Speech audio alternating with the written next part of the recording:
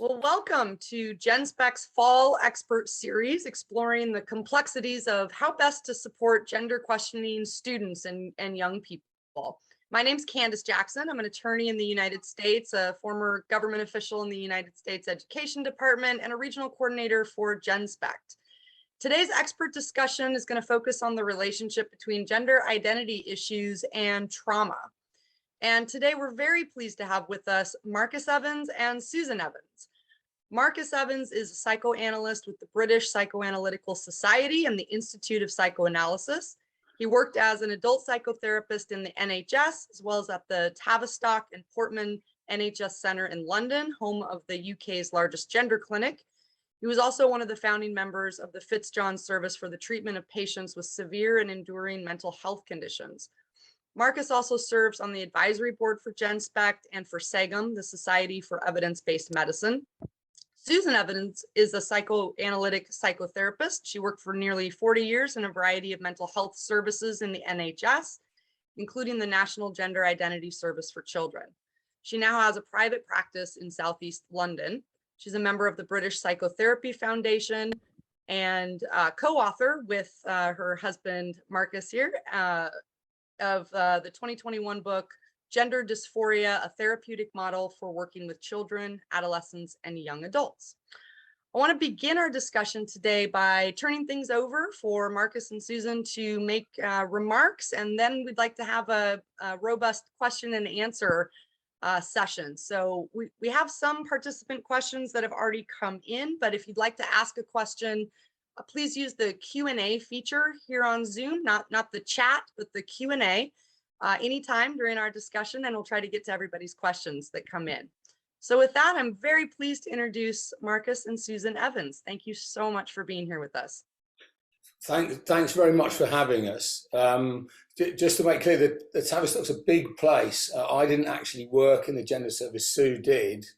I used to work in the adult and adolescent services, but I thought I'd just a few opening remarks to frame this topic, if you like, and really, in terms of all of our psychological strengths and weaknesses, they're always multifactorial. As psychoanalysts and psychotherapists, of course, we concentrate on the early relationships and how they manifest later on in life. But that's what we concentrate on, but it's not to say that all sorts of social factors aren't important, social and political factors, because we've got our individual psychology, but we live in a social world and we're affected by the social world. The thing is that Sue worked at the gender clinic a long time ago, and people might ask a bit more about that, but after Sue started the judicial review, I resigned as a governor, Sue started the judicial review, and we decided to write the book. And then we got contacted by parents who were worried about their kids. They felt their kids were being pulled into sort of trans world, and they were worried about what was going on. And so we thought we'd set up a service. So a lot of what we're going to talk about, and we talk about in the book, is based on our experience of these parents and kids and young adults that we see. Why I'm saying that is we're not a national service. You don't see all kids. There are other sorts of kids, present in different ways. But what I wanted to start by saying is trauma. Trauma is, mental health's a bit of a fashion business.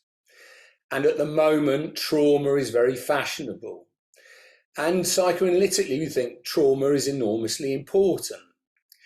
But what I'd say first is it's not trauma in isolation. You're looking at the individual that is experiencing something as traumatic.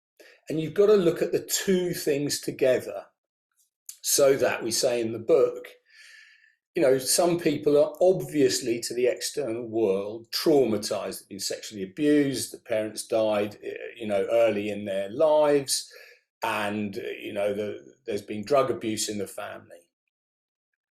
But then there are what we describe as smaller traumas.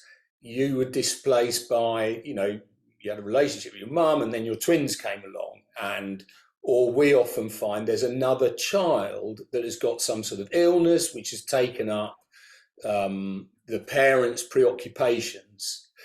And these can also be traumatic, or they may be less visible in the obvious way to the people in the outside world as a trauma. They're just a life event. But you've got to take into account how the individual experiences things. And this is where the sort of personality comes in. You know, what sort of personality have you got? Now, what we find is a lot of the kids presenting, they're quite, this is a generalization, but to give you a flavor, they're often quite fragile.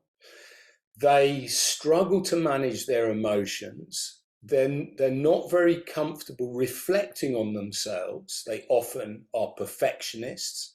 They lack confidence. There's quite a bit of self-hatred. If I'm not perfect, I must be rubbish. They're often a little bit outliers, like they don't have a place in the family. They're not the favorite. They're not the youngest. They're the middle child. And they also don't find it easy to find a group outside the family. So in all sorts of ways, they're outliers, struggling to find their tribe, if you like, or their place in the world. Now, what's the issue with that? Well, the problem is if you've got a problem sort of tolerating anxiety, conflicts, rivalry, you find that very difficult. You tend to look for all sorts of ways of controlling your emotional state. Now, the other two things that we found that are important, often there's an early trauma, as I say, maybe a big trauma, maybe a small trauma, and that re-emerges at another sort of crucial point of development, puberty. Puberty is like throwing sexual development into the child's life. You've got all sorts of physiological, sociological, psychological changes, and you're making this transition, going as being a child, protected. You may resent your parents, you may rail against them, or one thing and another, you may love them, but you're in a protected environment, hopefully, into a situation in which in the adult world, you know, there may be an expectation you're going to have sexual relationships, maybe a family, maybe the world of work's going to come knocking, and all of those sorts of pressures. And adolescence is this tumultuous time when you're having to work out who you are in the face of a changing body, changing expectations of the external world, and all sorts of anxieties, confusions and doubts. I mean, I don't know, some people may have loved their adolescence and it all went smoothly. I think for most of us, it was a pretty tormenting time. You've got all sorts of doubts and worries. The other crunch point psychologically is at the point of leaving home. It's the movement from the family world into college or into the outside world. And that's another point at which, although you may resent your parents, some kids don't, some kids don't, do, it's down to you, and there's all sorts of question marks the world brings on your doorstep. Who are you going to be? What you're going to be like? So why I'm saying this is that with some individuals, we go back to our original profile, that their equipment to deal with the pressures of adolescence, or the transition to the adult world, is they don't have the sort of bandwidth psychologically to deal with, as Hamlet said, the slings and arrows of outrageous fortune that get sort of thrown upon all of us. And what they tend to do then is close down, they sort of narrow down. They look to bolster their psychological structure, which is sort of overwhelmed, by finding ways or identities or uniforms in which they can say, all this turmoil, all these doubts, I'm this, I'm getting into this uniform, I'm going to become like that. And that involves getting rid of something, and I'm hunkering down in this. Now, as I say, there's nothing unusual. Adolescents do this when they're going into the external world, they find peer groups, and you become a goth or a punk, and all of them have got uniforms, and there's an expected behaviour, and you say we're goths, we're not punks, we hate the punks. So you define yourself in opposition, you see, and all of that is part of the rebellion of life and finding who you are and separating from your parents. But I think on the internet and in some of these very fanatical groups, you find a sort of doctrine in which you say, join us. You don't fit in. You feel like you don't belong. You're odd. You don't like your family. You don't like society, but you're accepted here. But there are all sorts of rules and regulations. You need to get rid of this. You need to behave in this way. That's acceptable. That's not acceptable. So there's a sort of external tyranny which can also help the sort of internal defences, if you get my way. I'll stop in a second, but one of the things I was going to say is that you often find is there's just a shutting down, as if you say, all of the problems that an individual has if they're about to transition to the adult world. And you say, there's one problem, it's my gender, and you fix on it and you hunker down on it, as if that is going to define you. It's a sort of bit of certainty in a chaotic, confusing world. What were you going to say, Sue? Well, there were a couple of things that I was just going to add in. And again, because of the small numbers we're seeing, these are not research statistics. These are sort of our observations that we're making clinically. And of course, other people might find different things. But I think one of the things that is coming up really commonly is that parents, even if their children don't have a diagnosis of autism or neurodiversity, I think the parents often say in an assessment meeting, we've often wondered if, and that their relationships are a bit tricky, or that they obsess with one friendship and then it splits up and they find another and that kind of thing.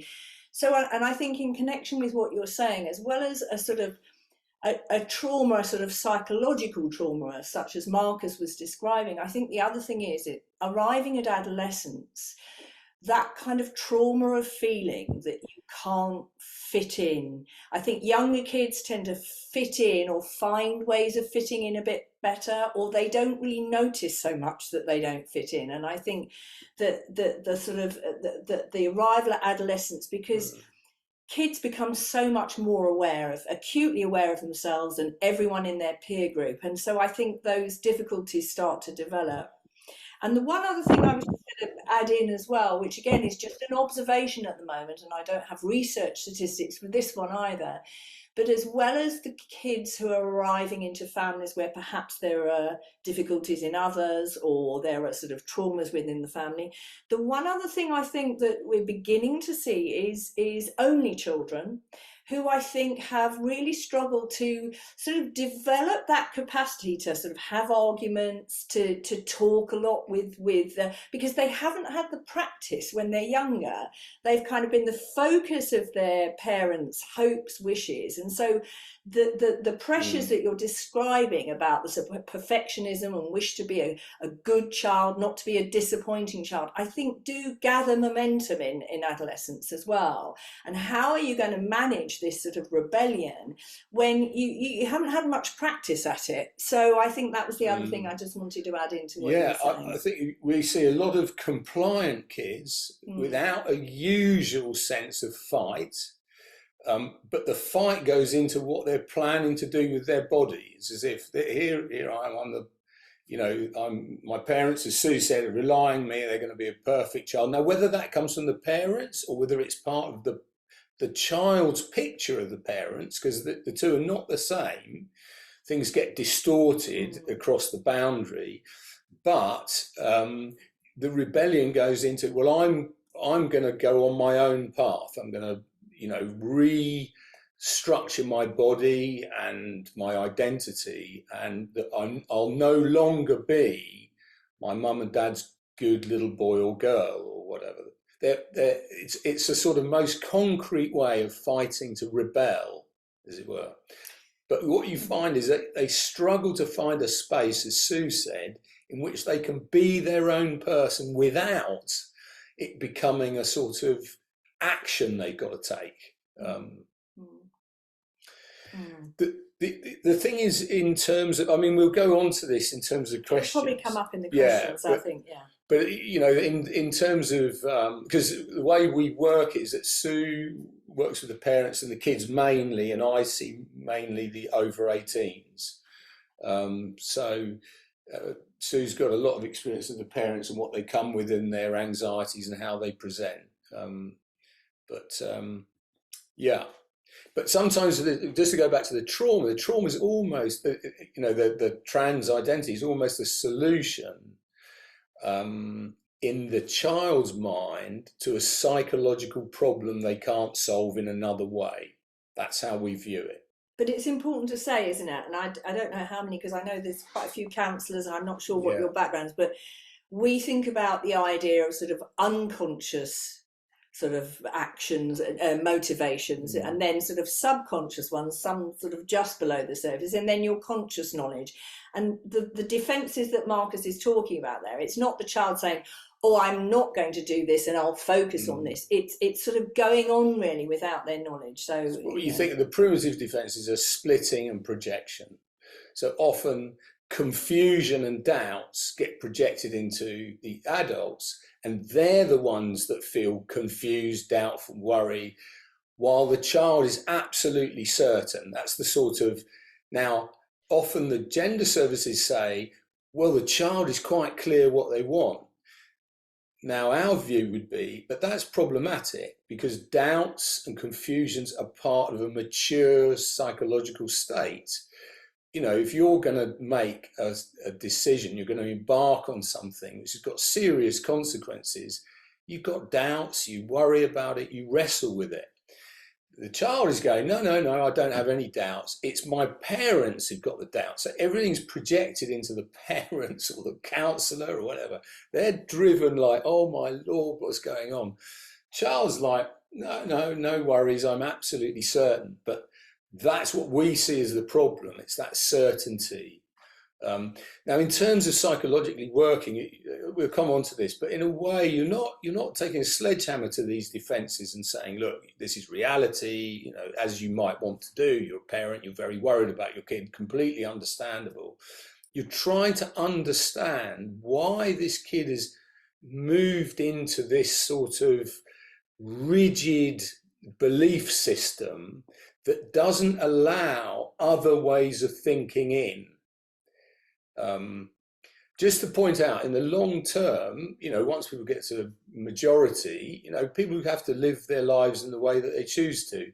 We would always think that some period of exploration to try and understand what is driving the wish to transition is about. But at the end of the day, we're not there to say it should never happen with adults. Our point would be all the time, but this is a serious pathway people are getting onto. It's always better to psychologically understand what's driving this. Why is this believed to be the solution?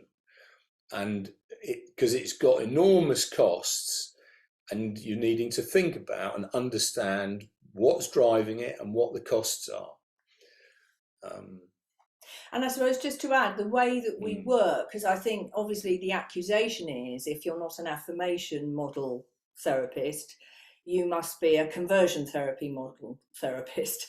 But I think the way in which we're trying to work is to keep just everything open, think about the whole person, and sort of explore things with them in the way one would if anyone said they had another kind of difficulty, or they were struggling with something, or they had a symptom, you know, or a compulsion. You're trying to broaden things out, and really it's important that, you know, as we go on in the discussions and that, it's because I think it's often heard as a sort of an anti-trans rhetoric, but I think what we're trying to do is ultimately talk. And I actually find myself with some of my young kids, gender barely ever gets mentioned. It's so interesting how that develops, and you think you're going to go in and kind of have these really intense, and I'm not saying some kids don't do that all the time, but actually it's quite interesting how all sorts of other things then come in, and that can kind of just be a part of it, and sometimes it comes, but other times it's sort of, you know, in the same way that anything in life might be. So. In a way that, you know, the kids can want to narrow things down. It's all about gender. Why won't you let me? And you say, yeah, but who are you? You know, what you like at maths? How do you get on with other people? You know, who do you love? Who don't you love? Are you in the football team? You know, how do you get on with your mum and dad and your sister? And just opening it out, where they're trying to sort of go, yeah, but if only this was sorted, everything would be all right. Well, you know, that's the privilege of being in a terrible state we fix on. There's one problem with one solution. We are multi-dimensional and complicated, and usually in terms of understanding ourselves, there are all sorts of moving parts, and they've all got a relationship with one another. We're trying to understand the person as a whole. And the last thing, I know you've got lots of questions, but the last thing I want to add to that is I think something's developed sort of a bit in the press of this, as people are getting hold of it and kind of going, oh, they think this, but it must be that, as if if there is an answer. And what we're learning through this is it is very multifactorial, and I wouldn't say there's any one thing yet that I could go, oh, that's the cause. I think, you know, for each child I learn something new, and you know, the parents tell you different things. So I think it's important to keep an open mind in this area. Things like, you know, internal homophobia. Some people say it's all down to internal, or they're all autistic. Or the thing is, we find a range of all sorts. The thing that I would say we most commonly, and that might be because these are the people that parents are sort of coming to us, so it might be to do with who we are and what we're known to be doing, is the fragility and lack of ability to reflect on themselves in a broad way. Now, adolescents struggle with that at the best of times, but they particularly find it a challenge. Anyway, that's probably enough for an opening. Oh, that is absolutely fascinating, and sets a good stage, I think, for a lot of very interested questions that have come in. Let me start with a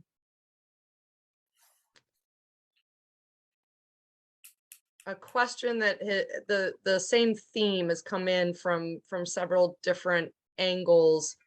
It's kind of getting at it, and you kind of touched on this, but the aspect of, you know, there being a normal, healthy process of adopting an identity or finding an identity as an adolescent.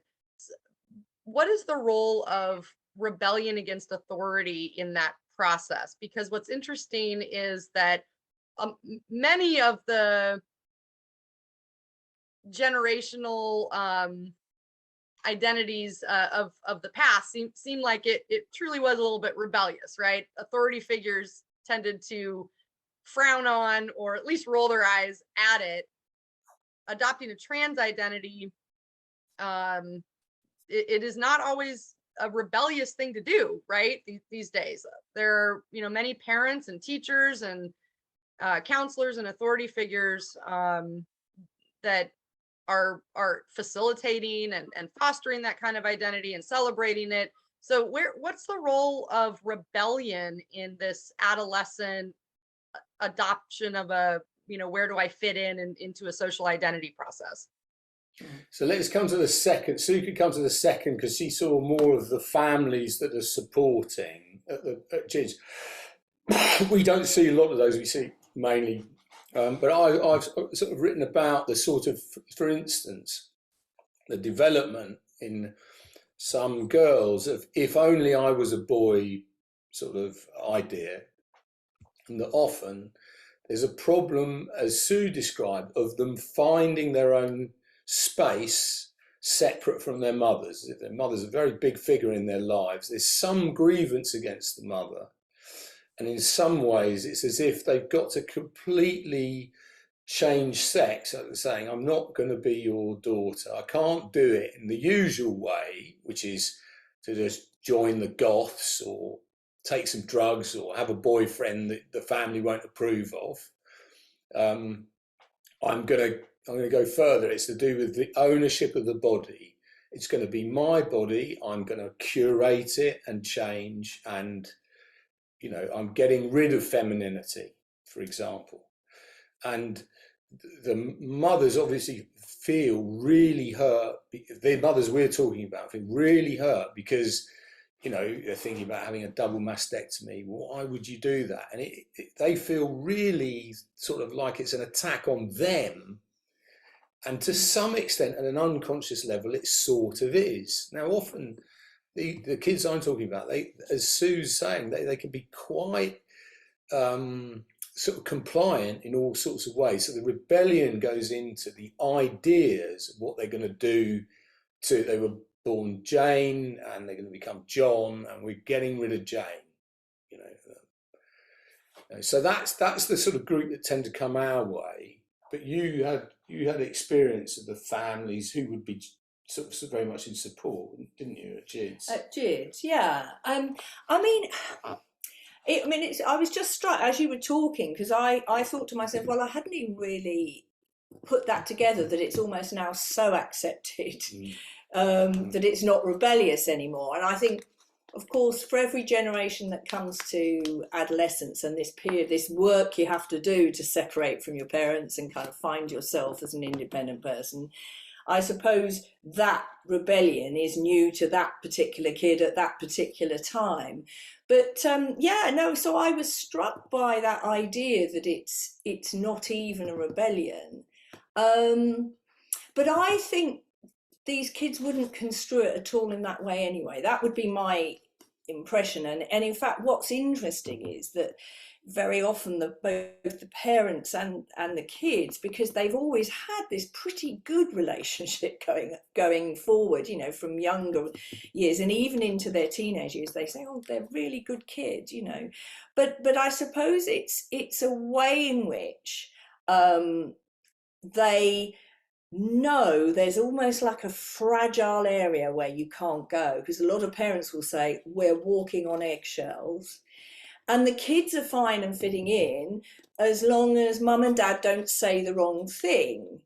So it's so curious because in a way it's an attack almost, isn't it? Like you're saying that mums and mums particularly, but mums and dads are often absolutely broken-hearted about what their kids are intending to do, and yet they're trying to keep it all pretty good and nice, understandably. I was thinking though that, you know, in a way, you see, there's another cohort that we don't see, you see, and that is the cohort of people who they're not rebelling, they've got an idea of what they're supposed to be and they're sort of fitting in. So I think there were kids at the Tavistock, if I'm right, and it was certainly written in Dave Bell's report, where the family were really against homosexuality. And then the child, in some sort of way, was saying, I'd rather be a trans child than a homosexual child in this family. That's the only way I will remain lovable. And in some ways, there's an unconscious fit between what they think the parents ideally want and what they are going to be. And these things get transmitted as parents. We can't help let the kid know what sort of child we want.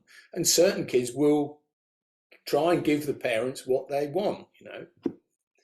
I mean, you were going to say something there, Candice. What were you going to say? Yeah, I mean that just sound that doesn't seem like anything new either then, right?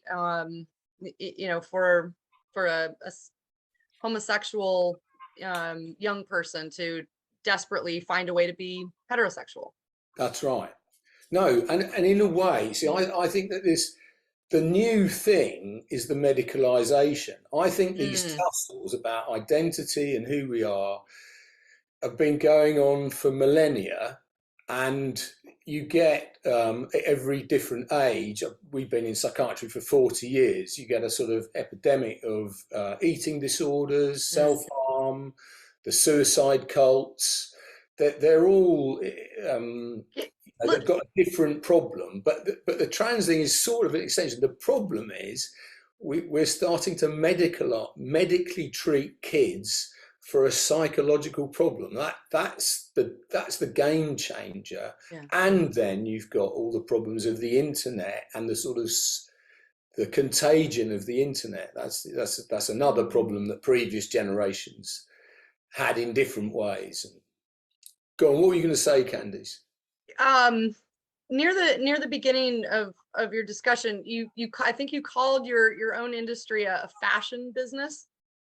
How does that play out in your view in terms of the push and pull, right? I mean, is it a fashion business in the sense of psychotherapy is simply observing and reacting to the sort of trends and fads and diagnoses that kind of rise and fall in the population? Does psychotherapy play a role in actually not creating, but maybe perpetuating the popularity or prevalence of certain diagnoses over others over time? How do you do that? Well, I would tell, because I wouldn't just say it's about psychiatry, actually. I'd say it applies to medicine. In my experience, I've worked in general medicine as well when I was a lot younger. But I think there are, scientists, doctors are always looking to find the new treatment. So we've had all sorts of phases, both in medicine and in psychiatry, of saying, here we've recognized something and now we've discovered this great new treatment that's going to, most of the time, after a period of hope and wishing that the things tend to kind of calm down, or it kind of emerges that actually it wasn't this, it's now this. So but also things come in waves. So it's true that we have, certainly here in the UK, and I bet you've had it there, there'll be a sudden rush of everyone getting a diagnosis of bipolar disorder, or a rush of sort of self-harming virus, certain thing, and one, it's very interesting to think about why they emerge. And again, I think it's multifactorial. It's partly a fashion within a cohort, and they kind of learn from one another. Now we have the internet, they certainly learn a lot more. The struggles of the human condition don't change. Not that much. We're born, we have rivalries, we're going to die, we get older. The basic roadmap for all of this is sort of like struggling away. The cultural peculiarities of the time, that changes. And it's a very good question. You see, I was involved in a trial looking at the treatment of depression. And if you went back to the old diagnosis of melancholia, there were very few people diagnosed with melancholia in the early parts of the century.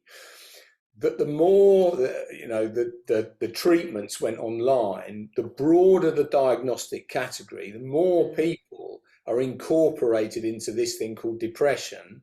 Until now, it's huge numbers of giving antidepressants. Now you think, well, actually, what was depression is now the blues, or I think in a way there's a trend at the moment to sort of conflate psychological upset with psychiatric diagnosis. I don't think that's very helpful.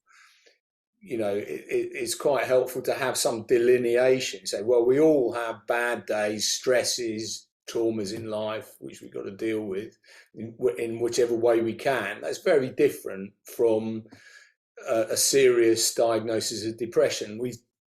We've tended, in the interest of liberation and trying to recognize the importance of mental health, everything is in the category of sort of a psychiatric diagnosis now, which I don't think is helpful. I don't know if we've answered your question. Yeah, very much so. Thinking about if you think about gender dysphoria and trauma, I don't know if you'd call trauma a comorbidity, but as two separate things that one individual may be dealing with.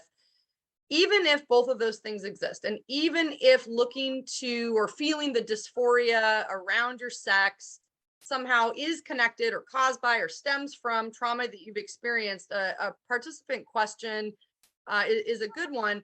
If that individual feels that transitioning will help them feel better, even if they're aware that trauma may be playing a role in why they're feeling so distressed, if they feel like transitioning will help them feel better, what is the downside in that? Well, so first of all, another fashion in psychiatry is the tendency to split people up. Diagnosis, there's the gender problem, there's the ADHD, there's the eating disorders. Our view would be, as we said before, you're trying to look at the person as a whole, and you assume that all of these things link together. You can't split off something called gender from something called your eating disorder. You're trying to see what these things represent. I'm sorry, but do you see in your profession right now that is happening or not happening enough, that because it does seem to me like there is a very strict separation going on right now, and if there's a gender issue going on, that gets focused on as though it is not part of an integrated whole set of issues that this person is dealing with. So I think, and I think over in the States, if I understand it from a few of the colleagues I speak with there, you've got this in a more intense way than we have. But I think that for counsellors and therapists working with these young people, that there is a fear maybe for many, I suspect, of exploring if the fear is you may be accused of converting. So it's quite difficult, isn't it? And I get that some therapists are saying, I think it's just easier to kind of go along in a sort of an affirmation way, just saying, yes, I understand how you feel, and I'm going to support you and help you in this direction, because it just feels safer for everyone, maybe in some senses at that moment. But I think, again, we're long in the tooth, and our experience would say it takes quite a lot to try and keep things open. Your patients may get very irritated with you if you're not fully on board and affirming. But I think, Candice, that's why I sense that kind of split has developed, because I think some people just feel it's easier to swim with the tide, and your tide, I think, is stronger over there than perhaps ours is here in the UK at the moment, although it's been very strong. So yeah, because we all want to do, kind of gain approval, and that's a human condition, isn't it, most of the time? So yeah, it's tough. The thing is that the first trial, the Tavistock were asked number of autistic kids on the books. They didn't even collect the information. Yeah. Now they had to, I was in charge of the adult department. We had to collect all sorts of information, which we feed back to the commissioners about comorbidities and one thing and another. They just saw themselves as gender specialists, as if you could sort of exclude something called autism, which to me is bad psychiatry as far as I'm concerned. But to go back to the point about why not go along with it, in some ways, you see, we'd say you always side with the patient in the first instance. You try and understand where they're coming from. Yeah. You're not trying to sort of knock heads. You say, well, why do you think? Okay, I want to understand your state of mind, but at a certain point, you also then separate from the patient, and you've got to have your own views. You see, now that's the point of contest, because the patient may say, look, I've found a solution to my difficulties. And you're saying, well, let's just open this out. And they go, well, you're making me feel worse. I've got rid of my confusion and my doubts. And now you're questioning that. Now, our point would be that often in terms of psychological pain, you're going for a short-term solution, which has got long-term implications. And that the individual is not thinking about, they just go, I want rid of the pain, I want rid of the confusion, I've got the solution, and you're being an obstacle. So you've got to find a way of trying to find a bridge with them in which we say, well, let's just think, what's driving this, and we've got to find a way of thinking also about what's the pain you're trying to get rid of, and is there any other way of dealing with it? It's something like it's a bit of a dance, really, that you're doing. But I suppose in the therapy room, what that might look like is when people go, well, you know, da da da, and it's just going to be so much better when, you just would say, yeah, tell me about that. You know, so you're going to try and find out what their hopes and wishes are, and then you can start to look at that with them, you see, because often the fantasies and the sort of wishes and hopes, you see, are, you know, of a certain nature, and then you can just help them think a bit about the areas around that and why they so need to be there and what's trying to be left behind and why. And if they use those words of hating that, you know, you go, okay, so this is sort of seen as great, but let's try and understand the difference, you know, what's there and what's here. So it's just about finding ways in to think about what it is they're moving towards in their own minds. But listening to both of you describe what that kind of exploratory therapy can look like, raises the question to me, why does gender need to be such a specialty at all? Why wouldn't it just be part of the range of distressful feelings or conditions that a general counselor or therapist should absolutely be able to help with, and then in context with what we know are often other comorbidities or other issues going on, and wouldn't that be a more integrated approach to actually helping someone? It was one of our first arguments, you know, in a way, with the Tavistock, which is the claims of specialist knowledge, which sort of shuts down the relationship with other things. There is no specialism in medicine called gender. It doesn't exist. It's just been... Well, people think it exists. Yeah, well, but they've just created it. There's no you don't go to medical school until now. You never went to medical school and you went to the gender centre. You go to, you know, urinary tract disease or a cardiologist or neurologist, but you've never heard of the genders. Because where is the gender? You know, where is it? Where is it? So anyway, that's a bit of a sort of being a bit pedantic. But I think the danger is, and Hilary Cass, this is the woman who was brought in probably as a result of the judicial review, to say, and she had no skin in the game, as they say. You know, she's just a paediatrician with a cast iron reputation for thoroughness and looking at things objectively. And basically, she's gone in and she's basically said that there's no evidence for this approach. We are flying blind, effectively. And what she said was that that all kids need a holistic approach in which you're looking at who they are across the board, and be very cautious about going down a medical approach to their difficulties, even if that's what they want. Well, I mean, that's a long answer to saying, yeah, I absolutely agree with what you've just said, really, Candice. And it's something we've often, argued for, is we're saying therapists need to feel confident that if they know how to do their job with people in this area, they know how to work with people who also present with gender identity issues.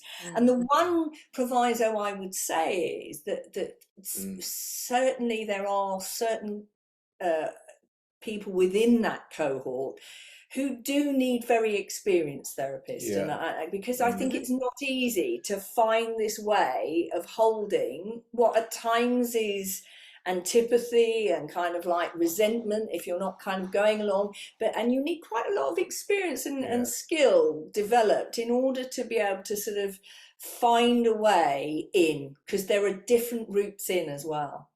You know, that leads nicely. Yeah, carry on. Yeah, that leads nicely to a good question from a participant. We're talking a bit today about trauma leading to or causing adoption of a trans identity. What about the other way around? What about unacceptance of someone's adopted identity or claimed identity causing trauma? And then there's some kind of cycle there then. Yeah, and I guess that relates to Sue's issue before about professionals not wanting to cause pain. See, if you start to say, well, let's open things out, we're not going to go down this route yet, you felt to be pushing the problem back into them. Okay, you're making me feel worse. Well, okay, we're sort of empathetic with about that, but to some extent, one's using one's experience to say sometimes, taking a short route to get rid of your pain is not always the best thing. So can we think together about, like you said before, how to sort of open things out? The thing is that the person may feel you're traumatizing them when really what you're doing is your job.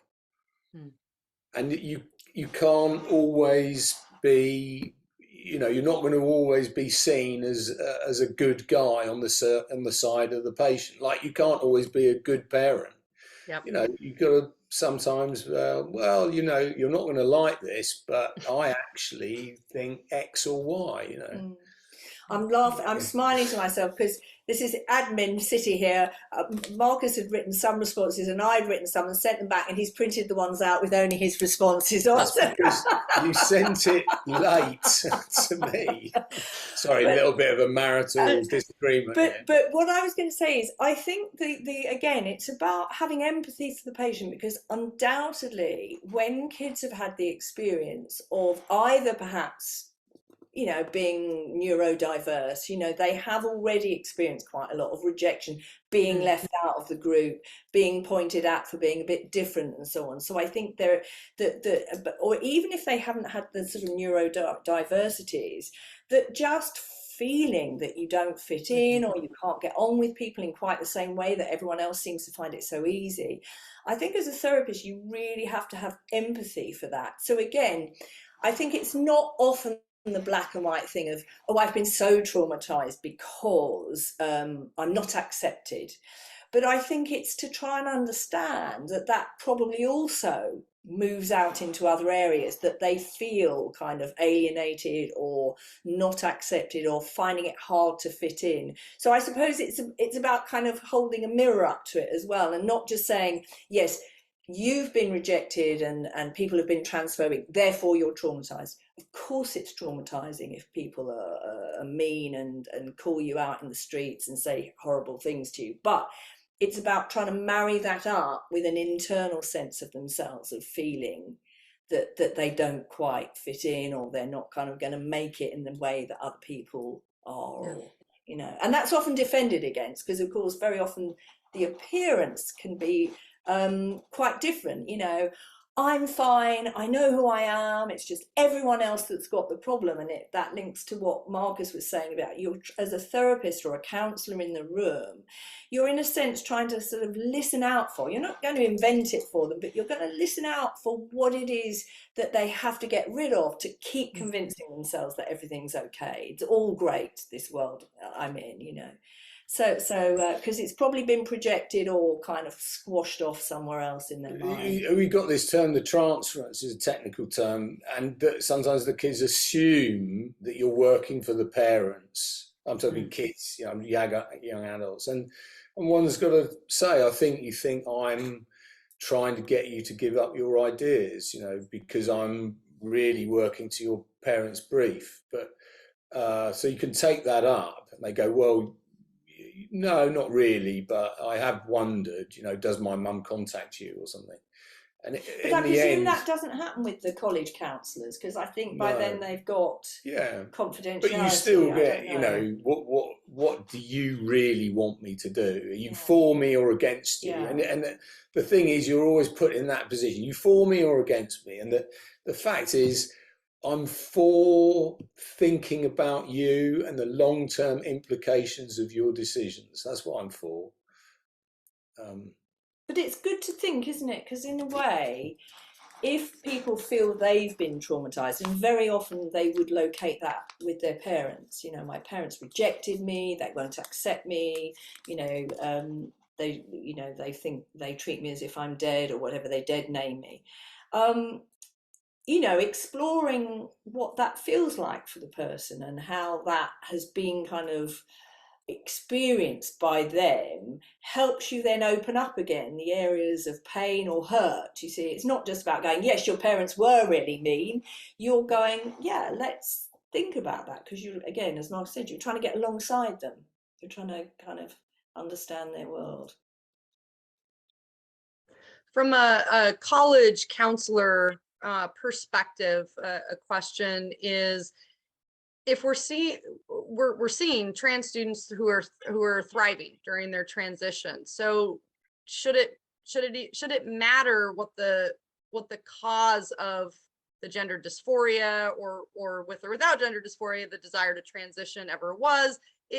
I'm going to interpret that as kind of, is the proof in the pudding. Like, if somebody is happy and thriving in their life, is that enough to conclude, I suppose, therapeutically, that there's nothing unresolved going on?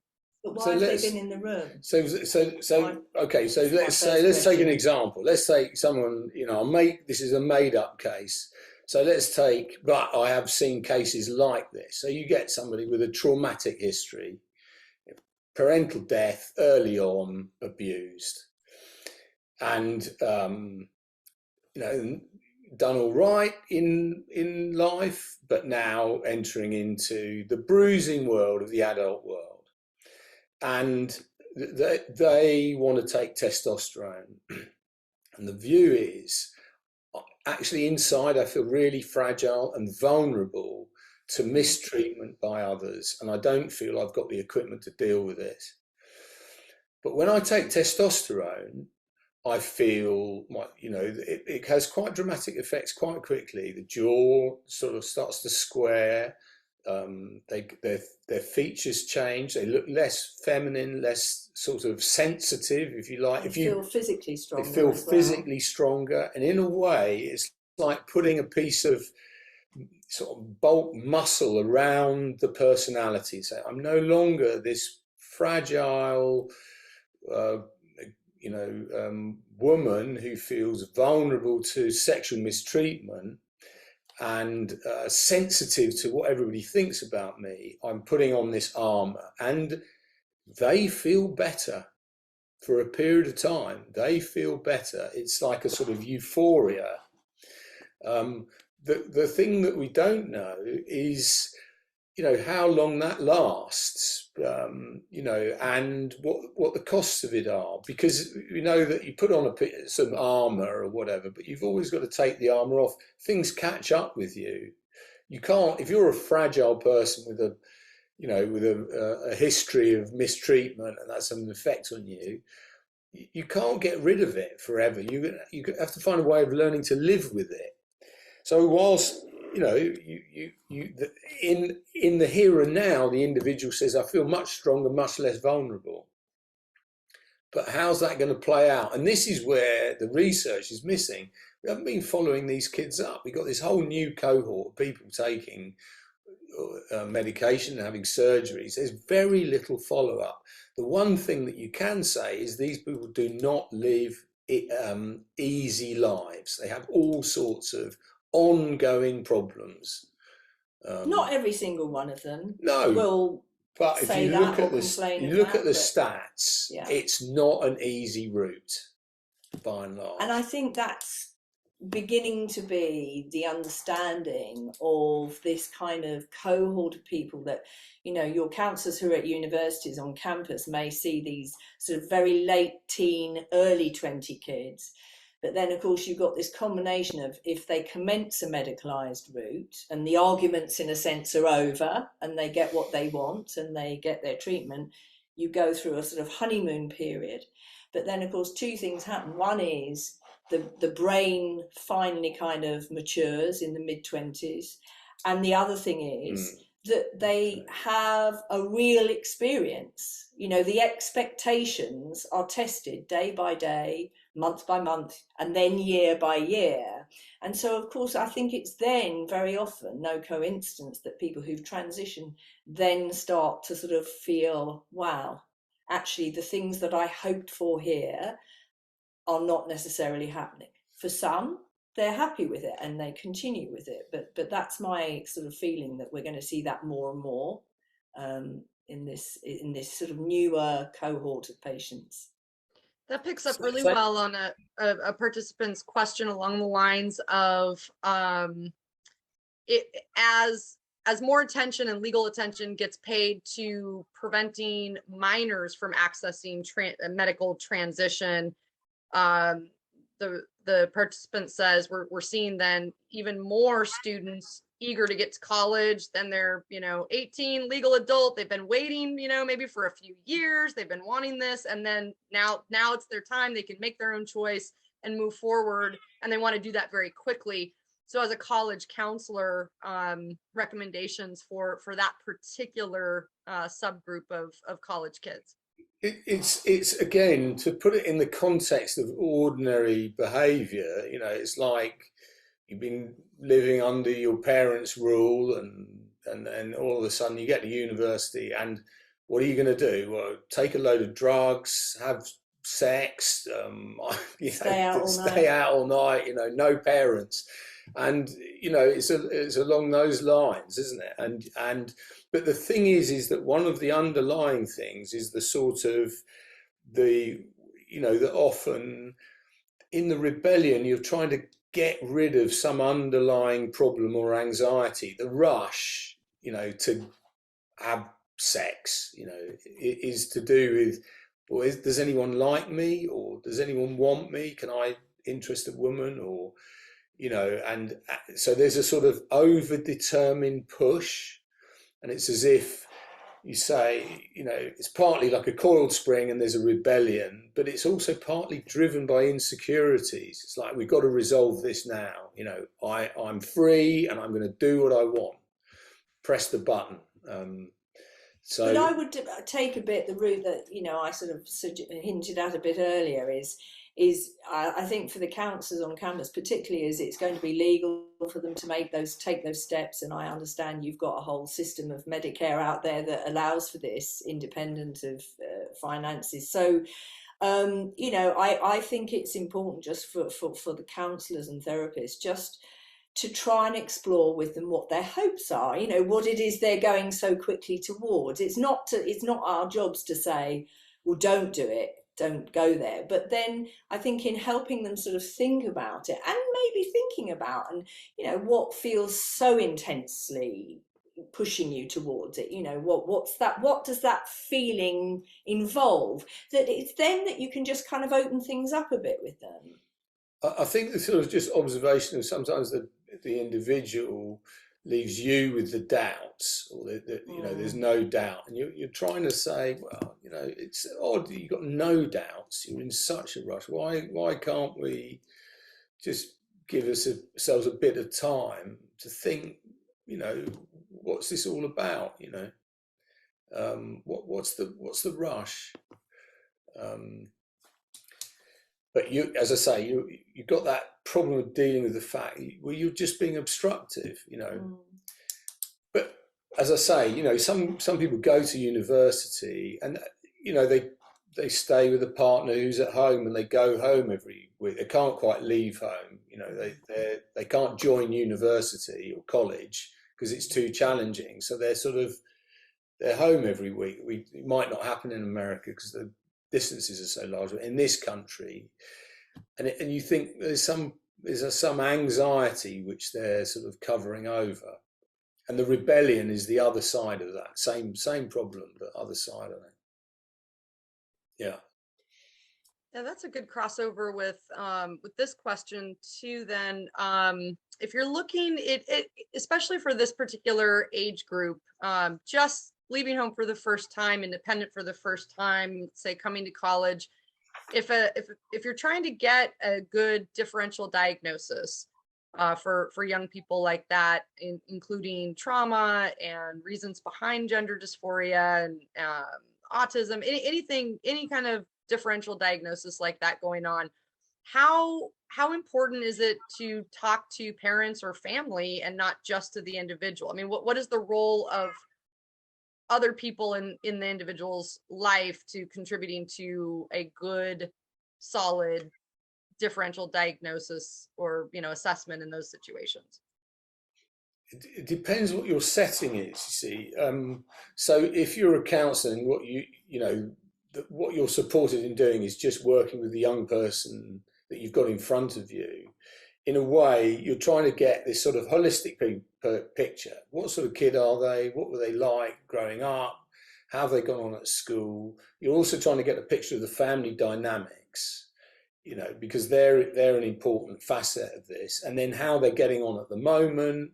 What are they struggling with? Now, then, yes, the different diagnoses, but always diagnoses are just sort of general labels. They don't tell you anything about the person behind. Mm-hmm. So I quite like a diagnosis. Not all psychoanalysts do, but yeah, it gives you a ballpark. They're depressed. I go, yeah, okay, I know what that is, but it doesn't tell me much about this person and who they are and what the depression means. These terms sometimes get bandied around. I've got depression. I think, I don't know what depression is really. So now in other settings, and do you want to talk about the well, of course, because consultation work? The parent consultation service that I run might not be quite so relevant because that's for under 18s. So then we do meet with the parents and take a history, and they often know a lot more about the child's early life than the child remembers, because I don't know whether some of your counsellors are finding this even with the kids as they go off to college, that very often I ask my kids, tell me a bit about your childhood, and they go, what? They don't remember it, or they don't have it. I say, oh, what's your earliest memory? I can't think of anything, so very often it's really for me, for the minors, it's very helpful to meet with the parents and also to get an understanding of what their kind of approach is and a bit about who they are and how they're seeing the difficulty, because they are the people that know their children the best in my view. But I think it's obviously different, and then the other thing I was going to say is, because of course I'm not sure we quite understand what college counsellor role is and how much that's involved with the medical team or mental health teams, but of course if you're doing more of an assessment who is frankly mentally unwell, then of course it's a really helpful thing, with the patient's permission, to involve the parents or very close relatives or previous psychiatric teams to take a history, because sometimes people just aren't able to give you that. So but I don't know whether we're in the right area there for thinking about your college counsellors, or whether that more is just a sort of an emotional counselling setting. Mm-hmm. But I would always say, if it's serious, if there are risks, if you're worried about safeguarding, if you think there are serious risks of suicide, I always think, to talk to the patient and just say, look, I'm really worried about you. I want to talk to X, Y, and Z. And, for me, that's putting the patient's safety first. And yeah. We've gotten a few questions in along these lines. Are there particular types of trauma more likely to draw a young person toward a trans identity? And similarly, are there certain other mental health issues? People are mentioning ADHD, ASD, that themselves are more likely to either change how someone deals with trauma and thus make it more likely that they're drawn to a trans identity, or directly ASD or ADHD directly make it more appealing or attractive to adopt a trans identity? I think just starting with the last bit first, that one of the things that I started talking at the beginning about the capacity to reflect. You've got to tolerate, if you can reflect, we've got to tolerate our shortcomings. There's something about being able to tolerate disappointments in ourselves as well as disappointments in the external world. If we're thinking about, the way we'd like to be and then the way we are, and we've got to tolerate the difference between our ideals and how we actually are. But I think there's can be a problem in the area of tolerating what you call sadness or disappointment or things that haven't quite worked out, as if there's a very tyrannical wish to be the ideal. And if you're not ideal, it's unacceptable. A lot of these kids have got a really intolerant self-hatred of any sort of weakness. Now, and they try to get rid of weakness or get rid of the perceived problem into others now, or into a previous identity. Now, the thing is that maps on to, say, autistic thinking, where there's a real problem to tolerate emotional conflicts and anxieties and disappointments, and it tends to be sort of evacuated through action. And, you know, you get this tendency to sort of black and white and rather concrete thinking. They can't think symbolically about themselves. They want to evacuate something. So I think, you see, it absolutely maps on autistic traits with trans identities. The other thing is about the history is, you see, I would say that, yeah, I think that, I don't know if you call them traumas, but, you know, people who've had a very bad early history and feel fragile, I think, you know, that if they're female, testosterone could be very appealing because of the reasons we described before, and the idea of becoming, you know, these are old stereotypes that are bound into the gender ideology. Men are like this, they're butch and logical and they don't feel things, and women are, you know, sensitive and get overwhelmed, you know. And often the belief systems are as clear as that, is I don't want to be this sensitive, fragile, you know, woman. I want to be this logical bloke, you know, who isn't fancied by blokes, you know.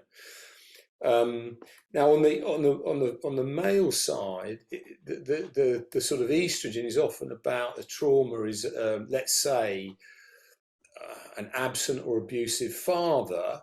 Again, this is a real caricature, so don't take it too literally. But to give an example, aggressive male father, and you go, well, I don't want any of that masculinity. So estrogen will feminize me, and I won't become like my abusive father. I'll get rid of aggression. So they're going in the opposite direction. So there are a couple of thumbnails, obviously lots of varieties and too simplistic, but yeah. That ties into someone's question directly about any opinion or insight you have on the role of pornography, both on boys and on girls, in either responding to trauma or kind of hiding from their respective sexes, or wanting to escape being the sex that they are. Yeah, well, we're not sociologists, and so Yeah. I can only talk to that sort of how it occasionally appears in my clinic room, and then it's just, I think I'm just observing other things just the same way that everyone else is, really, because undoubtedly the environment that this bunch of kids have grown up, as opposed to people like us, that their environment is so different. Their lives are online, they look at screens, they talk to their friends. They often go ages. They say, oh, my friend, and then I find out they've never met the friend, you know, whereas that concept to me was completely alien. I knew exactly who my friends were because they talked to me in the playground at school. So I think there's that issue.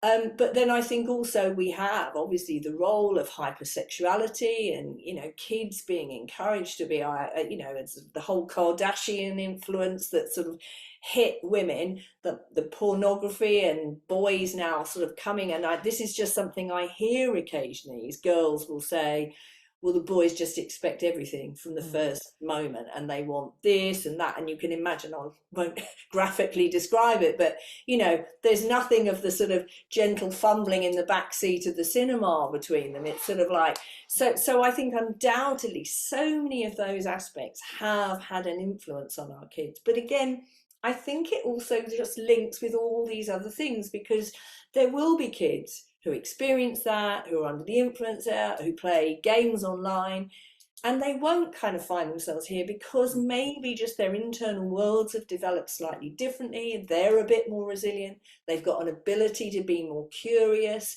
So it's a really kind of, I don't think we know the answer to this, but I think one cannot ignore the various influences that are around, as well as the push for this, which we try really hard to stay away from. But you know, there is a real push to get this into schools, to get this into society, and so, you know, how can we ignore it?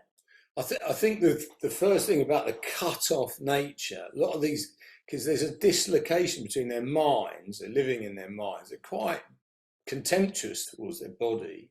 As Sue said, they're spending long times online, and it's a sort of disembodied world they're living in.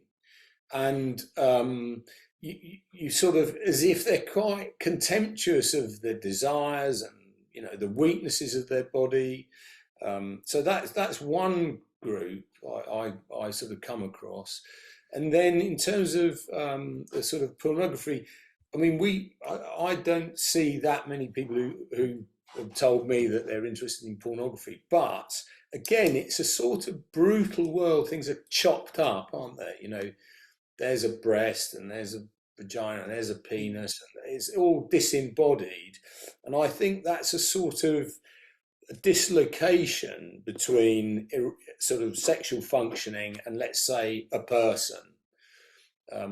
So I think that is an important element. I don't think we see it so much in our practice, but other people talk about it.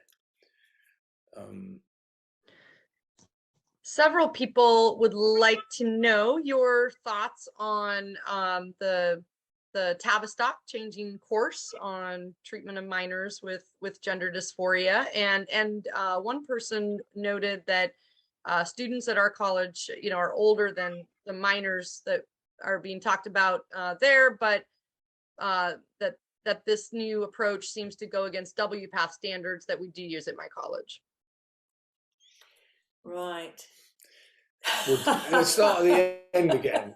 If you look at the Stephen Levine, who we so sort through of our know, connection with SEGM, which is an international group of people who are trying to look at the evidence base for all this. Stephen Levine is like the grandfather. He's been working in this area for a long time, and he was part of WPATH.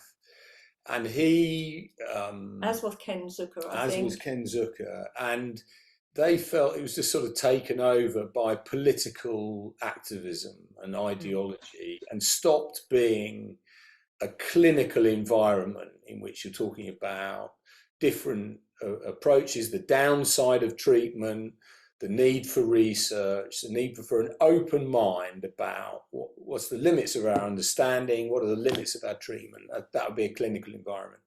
And he left. And so I would, and Ken Zucker, I think the same, you know, and they're two of the bigger figures in this area, been involved in it a long time. And I don't think they've got a lot of time for WPATH, quite honestly. Hilary Cass was invited in, as I said earlier, as a result of the judicial review, which Sue started and Kira Bell took over. Mm-hmm. And then there was a second case in which the judge said, actually, this is an illegal matter, it's a medical matter. And then the government get a lot of things wrong, but they did one thing right in our book. They appointed this woman, Hilary Cass, and she's looked at things and basically said, as I said before, there's not enough evidence to justify the medicalisation of this group of kids. We don't know what we're doing. We're flying blind, and we don't know what the long-term outcomes are going to be. Yeah, I would say that my experience in this area is that many of the difficulties that are around it, you know, in education, in medicine and politics and society in general, I think are very similar to the kind of presentation in the clinical room, which is that there's something about this that has to be held so closely, in a sense, or sort of protected, because it means so much, that questions, curiosity, doubt, conflict have to be got rid of. And I think that that's the difficulty with WPATH, because I think we were in speaking with Stephen Levine, who's a senior to us actually, and really, you know, been in the business a very, very long time. He said that originally the idea of the organisation was to gather thoughts, people's experiences together, bring conflicts and discussions so that a body of knowledge developed and then standards were set, which represented sort of a coming together with something, best practice. But what started to happen in this area, and it's happened in other areas as well, is that this needed to be so protected that dissenting voices or other views are tending to be kept out. And really, the reason I went originally outside of the Tavistock, because I tried to take up my clinical concerns within the team about the rush with some of these young kids. I just, you know, it was just shocking to me how quickly things were being decided for their future lives when they were, you know, so young. But I think that, again, I experienced there a kind of closing down, a pointing of fingers, you know, you're a transphobe or a bigot. And I say, no, I just really think we've got to assess these kids more thoroughly and find out more about what's going on before medicalising them. You know, isn't that good practice? It just got closed down. And that was, I didn't want to go to the courts, and, you know, but I mean, luckily Kira came in and took it over, and I think she represented the very thing I was concerned about most deeply. But I think it is so sad, you see, because what Cass did actually, and even then she's getting criticised, but she was an independent person who gathered a wide range, and for one of the first times people got together from all sides of the arguments, and then had to sit together and look at it. And then, lo and behold, we don't know really what's going on here. There isn't enough good evidence. You know, this one research in Holland that was done back in 2008 or whenever it was on a certain group of mainly boys, mainly young homosexual boys. Now we've got 14-year-old girls suddenly appearing. It's a different cohort. But instead of being able to think about that, it's sort of a bit like the patient. It's like, get rid of the doubt, don't ask any questions, this is right. So that's rather a long answer, but it's just an observation that I think it's really sad that WPATH have kind of moved out into that extreme position. But of course, because it used to be very well thought of, they've kind of held that position of power. And by the way, and Sweden have also reversed their Finland and Sweden, you know, have reversed their approach. So it's happening. As Sue said, it's ideologies taking centre stage, and critical thought is seen as the enemy. Well, and that leads into, you mentioned Kira Bell. If any participants don't know that name, she's a detransitioned young woman in the UK. And we have a couple of questions that came in along the lines of, we're now seeing some detransitioners at my college. So recommendations for clinical staff in terms of supporting students who are considering detransitioning or have detransitioned. I would love to add and hear what you think. Should this exploratory, holistic approach that I'm hearing from you both work equally in both directions, exploring reasons and feelings when somebody is convinced they want to transition, and should that be mirror image if somebody is then convinced they want to detransition? Because I've talked to a lot of detransitioners and who have described it as not similar at all, that there was no questioning when they wanted to transition, but a lot of roadblocks and cautions and questions and you know, doubts planted when they expressed any desire to detransition. So when, you know, that you go along, we all construct beliefs about ourselves in relation to the rest of the world, and we invest in those beliefs. And it's always difficult relinquishing the beliefs. So that I would assume that when, you know, someone transitions, they've held on, as Sue said, they protected a belief. This is the way they've got to be.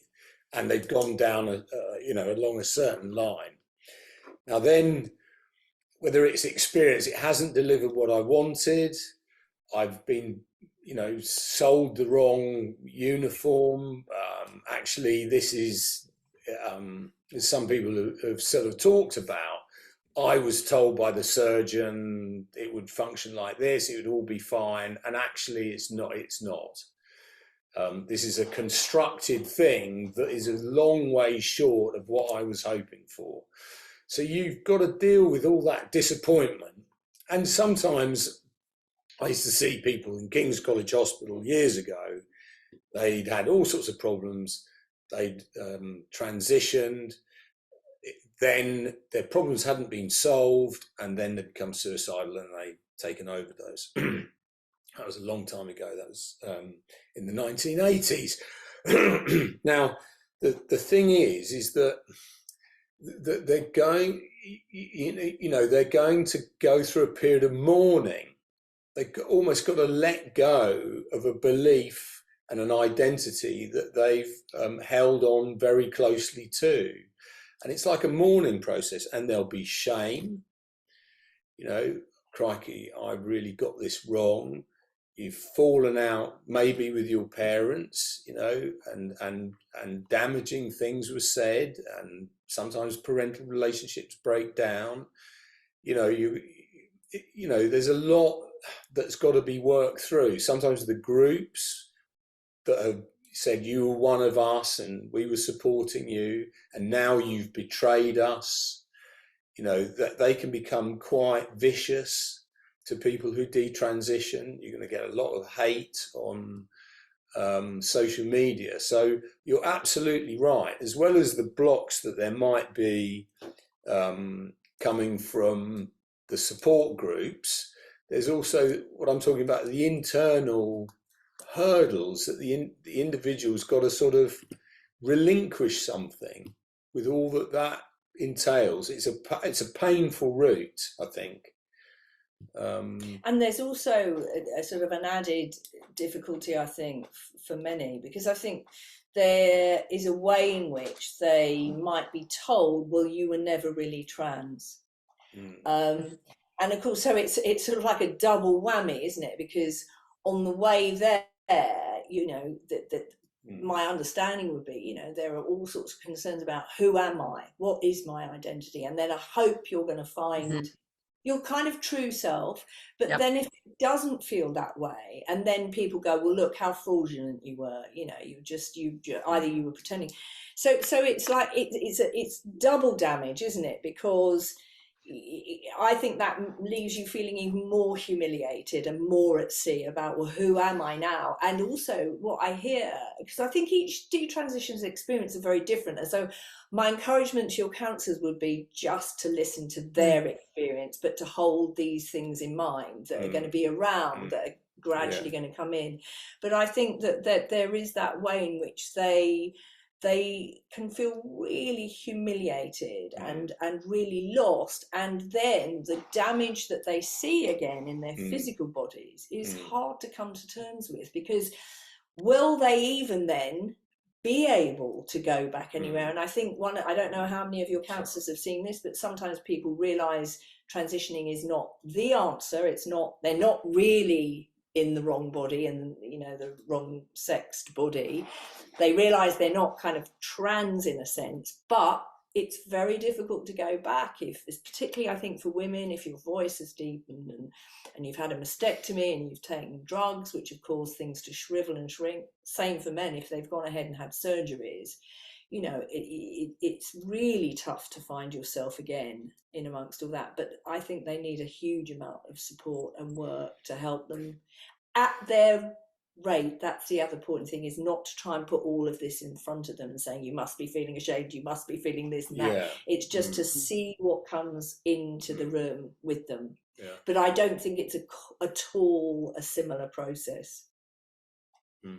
But I suppose the similarity is the individuality and trying to understand with them what's going on in their internal worlds. If a young person is only interested in social transition and isn't putting medical transition on the table for themselves at all, then for a counselor or a parent perspective, what is watch and wait, I guess affirmation versus just kind of neutral. What is a good approach when medical transition is off the table and it's social only? It's still, I mean, you might say that one of the things that sort of ups the ante in working with someone, and suddenly they come in and they go, we're exploring and and then I've started taking testosterone. You know, you feel very responsible, and I try to sustain a position in which I'm not there to say no, don't do it. These are all over 18s. I'm there to go, what's this about then? Why suddenly? What is not being dealt with that means you've got to sort of get a testosterone strengthened response? You wouldn't necessarily say it. No. I'm thinking. Kind of what you're thinking. What is this? Yourself, this person, is feeling very threatened at the moment, and testosterone is going to give them more sort of bulk and defend themselves, as we were saying earlier. But sorry, I've forgotten where we were going with that. It's quite late here in the evening, so we've had a hard day. Sorry, say what were you saying again, Candice? I've lost myself in my. No, that I was I was wanting to. You're talking about the non-medicalized route and the background question. If there's a separation there that changes the importance of exploration or changes the impact of affirmation. Okay. Again, I kind of would separate it out because I think obviously we do have a different set. Evidence is beginning to emerge now that if you affirm kids, even if it's only socially, it does make it more likely that they continue along that route. Now, again, we don't know quite how long for because we haven't done enough research in this area, but that's beginning to emerge observationally amongst clinicians who are working in this area. The other thing to say, though, is that we kind of try and think either with the parents, if I'm working with them, or, that when we're in the actual work with the patient and they're kind of we don't want to start tackling reality, names, arguments. You're not kind of trying to do that. And I think the same goes for parents. They say, should we use pronouns? Should we use, the name? And I said, I think each family has to find their way. But I think the important thing is not to feel it's a carnal sin, or no, that's the wrong word, a sort of a mortal sin. Sorry, I've got mixed up there, sex and morbidity. But it's not a terrible thing if you accidentally call your daughter who wants to identify with he or they then pronouns she, or if you accidentally use this name when they want that name. You have to find a way of saying, look, this is difficult for all of us, and yes, we understand what you want, but also mum and dad have known you in this way, and and Auntie May is never going to accept you as he, she'll just think you're mad or whatever, so I think it's about just trying to find a way through it. I lost myself with it. I'm still annoyed with myself, because I went off on a tangent. But what I was going to say, Candice, is in a way, as Sue said, I think I want to see what's behind this. I don't want to get pulled into the rabbit hole. It's all about my gender. It's all about my gender. You're here to explore my gender. I'm like, I'm not going to be confined in that way. I don't think the gender is all there is for us to think about. I'm continually trying to open things out and say, what's going on with you as a person? Because otherwise you get into this sort of you feel responsible, like Sue said, research says if you're going to, look, if you want to dress up as a woman or whatever, I'm not going to argue with you. I'm I'm interested. Like Sue says, my question is, why is this so marvelous, and being, John, so awful. What's that about? We talk about the fact, always trying to keep in mind, it's a bit of a sort of trick, but the sort of name you were given, like, okay, you want to get rid of John and you're going to become Jane. What's wrong with Jack? What's wrong with John? Where's John? Someone's got to keep John in mind. He's a depressed, sad little boy. You go, well, poor old John. Now again, as Sue said, you're not going to bang. I'm going to dead name you by reminding you who you were. I'm thinking more. I'm thinking, what the poor bloke, And what is so great about Jane, as Sue keeps saying, I'm trying to go, don't really understand this, but I'm trying to think with you about it. I promise, I know it's late your time and you've given us so much of your time. I promise I will let you have the rest of your evening soon. But hearing you talk along those lines, I wonder, what is your view of the importance of consistency, consonance, especially in this context where right now we've got schools, for example, might agree to socially transition a child, but either their immediate family or extended family, like Sue was referring to, that there just is not universal affirmation, even if that's the thrust of what's going on in a young person's world. So what is the role of, and how does it impact an individual's development at that adolescent stage one way to put it is to kind of be wearing different faces in different parts of their own life? Yeah.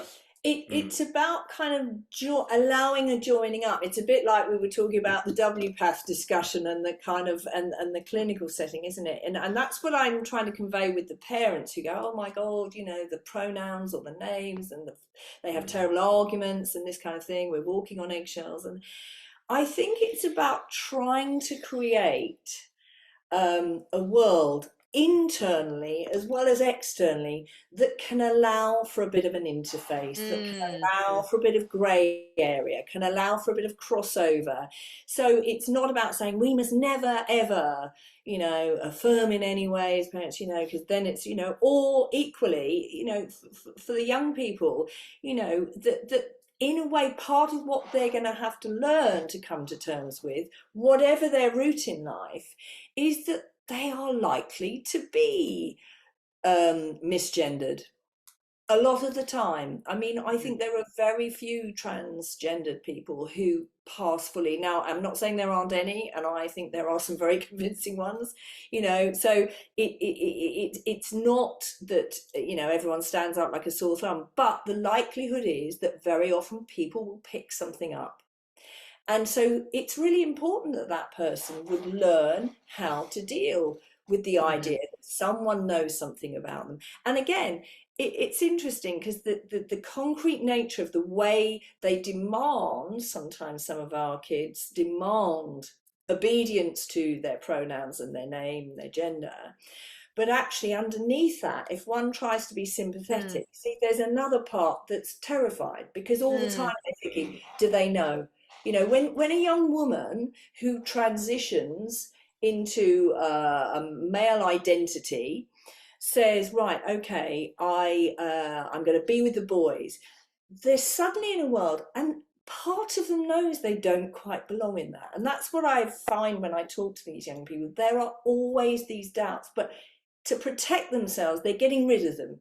I'm only this, I'm only this. But I think it's helpful if they can learn something about that they too can manage an interface. Does that make sense? Sorry, I've gone on a bit there, but that's what I'm saying about the linking up of and the crossovers. I was thinking, I was trying to bring it back into, what's getting located where. So at home, see, you're John, right? And then you go to school and you're Jane. See, now I sort of go, right, so let's say, okay, that's a socially what's accepted in the school as opposed to the home. But what about the, what about the kids' involvement now? Why? One of the things that they think is, I can't rebel against, this is one of these anxious kids, I can't rebel against who I am at home. Can't disappoint mum and Because dad. I can't disappoint mum and dad, because they'll be devastated. Right?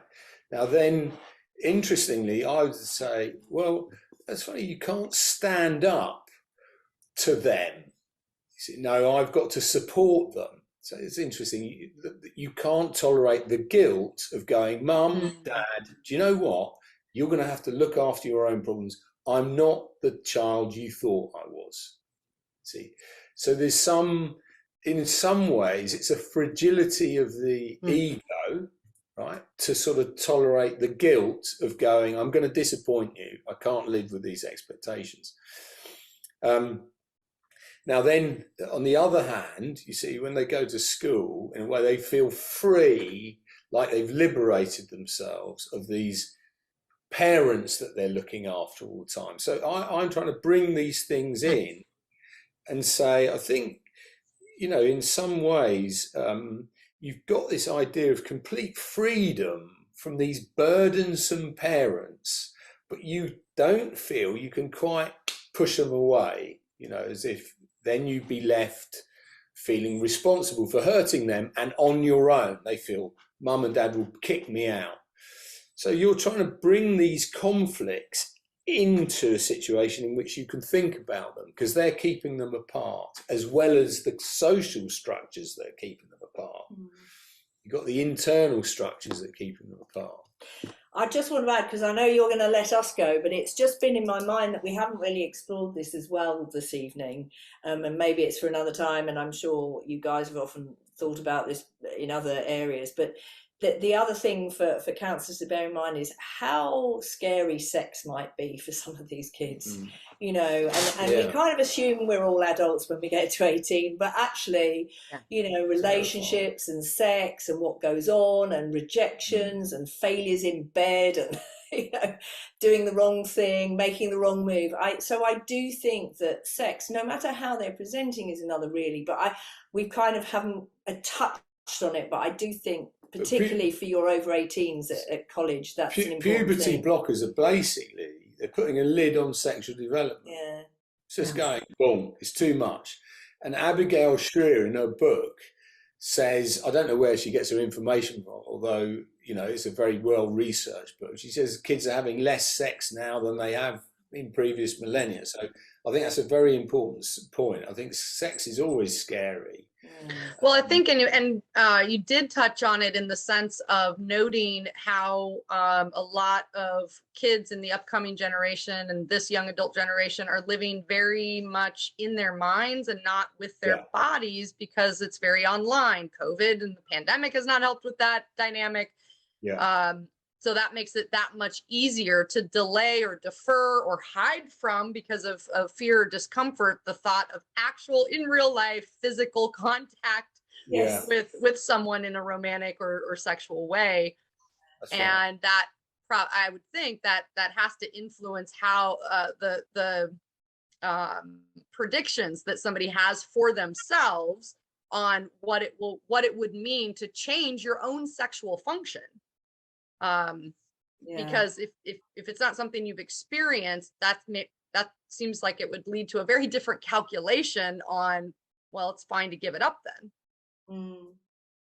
Yeah, and I mean, really, in an hour and a half, or just over an hour and a half tonight, it's hard, isn't it, to touch on the more detailed aspects. I'm sure your counsellors have all sorts of technical challenges in the therapy rooms, in the counselling rooms that they're in, and I mean, maybe that's something another time, we could come back to if anyone wanted us to. But I think we would love that. Any thoughts you'd like to leave college age kid counselors with, or parents of college age youth? Don't underestimate the difficulty of the transition from being a child to being an adult, and in a way, all sorts of things get pinned on one issue, as if that's the problem and that's what I need help with. Yeah. But, you know, we all tend to do that when we're under pressure. We narrow down. And actually, the counsellor's job is to sort of open things out. I think we're quite complicated, and rarely is the preoccupation at the front of your mind the only thing there is to think about. And I think just always try, something I use is just try to kind of sort of follow the sort of exploration through sort of gently, but kind of going, and when it reaches the block, say, well, that's interesting, isn't it? It seems we can't go there, or it seems really difficult to think about this. Can we think about the difficulty, or, you know, just to be curious about the fact that there are roadblocks sometimes in thinking, because I think it's just helpful for kids just to start noticing themselves. And when I say kids, I mean young adults as well. It's just to notice. There's a conflict here. You've got the pressure of thinking, are they going to do something that they haven't really thought through? And there's a wish to investigate.